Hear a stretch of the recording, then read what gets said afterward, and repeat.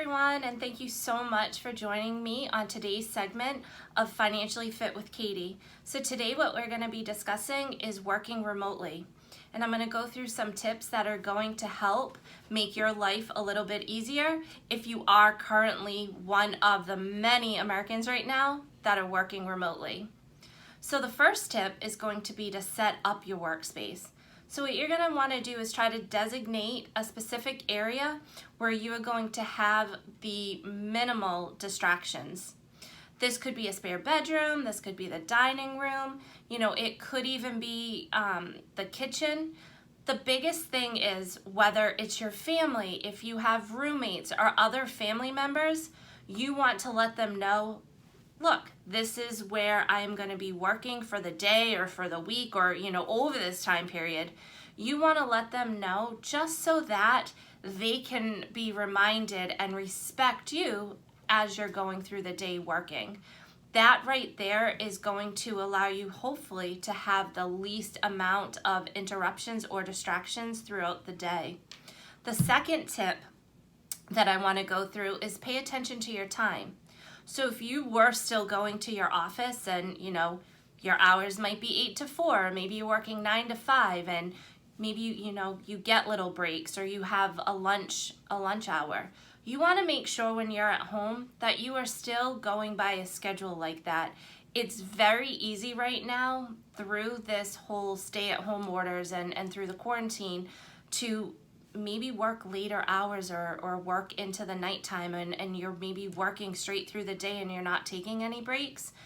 Where we're, hopefully in an area where it's nicer weather right now, try to time out a specific time during the day to take a 10-minute break or, take a half an hour lunch or an hour, get outside, maybe take a little walk around your yard or around the neighborhood, and make sure that you are setting up a time that you are going to end your day, because you want to make sure that you're not getting into a position where you could be burning yourself out, because with everything going on right now, you could potentially be working longer hours, and you just want to make sure that you're setting some boundaries, make sure that you're continuing, trying to get that 7 hours or 8 hours a night sleep, and definitely try to get outside or try to give yourself that time to have a break, eat your lunch outside of this designated work area.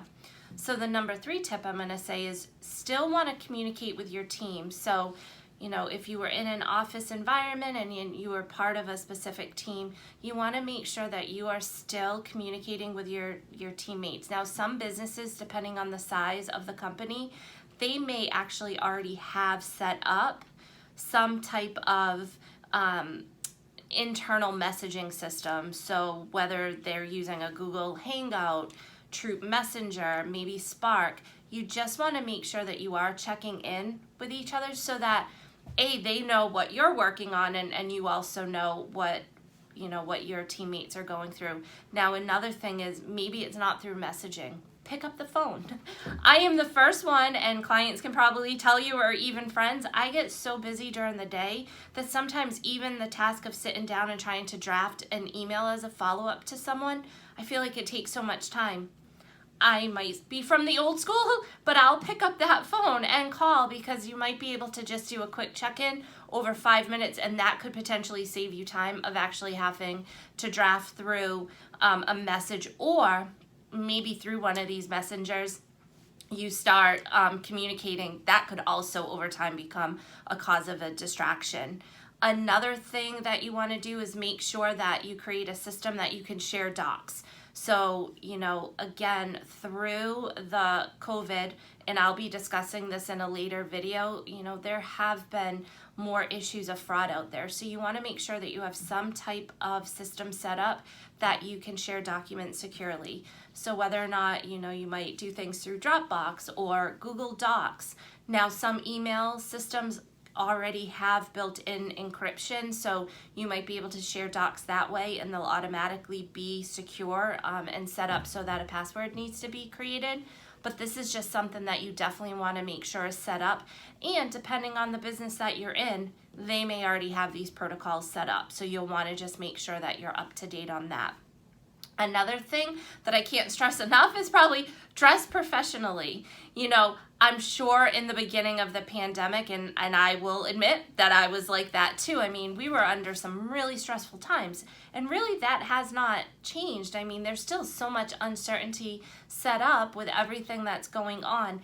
It was very easy to kind of get into a rut and, you know, wake up, roll out of bed and go right to your workspace, and you're still in your pajamas and you haven't even fully woken up.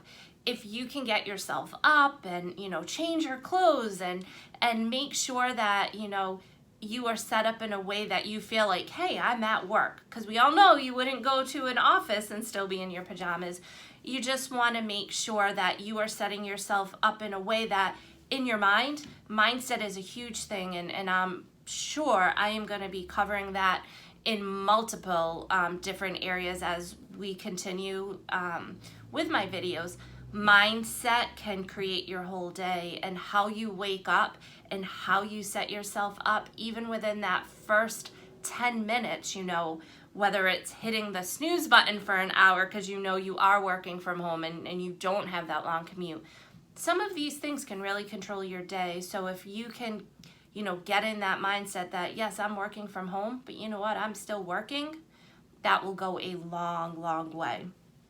Another thing, take time for one-on-one check-ins with your manager or other coworkers. So aside from just, you know, communicating with them on what you're working on, make sure that you're still setting up one-on-one time because it's important.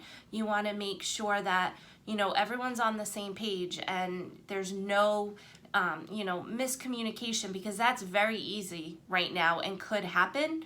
So you want to make sure that in your calendar you are planning that out and you know exactly what is needed from you, especially in terms of, you know, maybe there's already been set up, there's, you know, reviews that need to take place, or, you know, specific, you know, targets that you need to meet.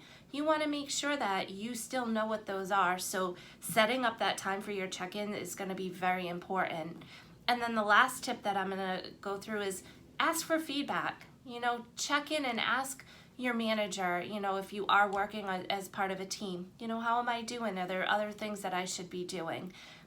If you are self-employed, you know, and you're working from home, set up some, you know, goals or you know, make a list of what you're trying to accomplish and use that as kind of your feedback. Use that as a way of checking in on yourself, making yourself accountable. Because right now, especially with stuff that has been going on, it can be a really good time for you to actually reevaluate where you're at in your career. What do you want your business to be? What are you trying to obtain? So if you can write out these goals and keep yourself accountable to them, that alone too is also going to put you a step ahead as things start to really reopen. You know, parts of the country started their reopenings. You know, we're going through a tough time now where people are having to scale that back.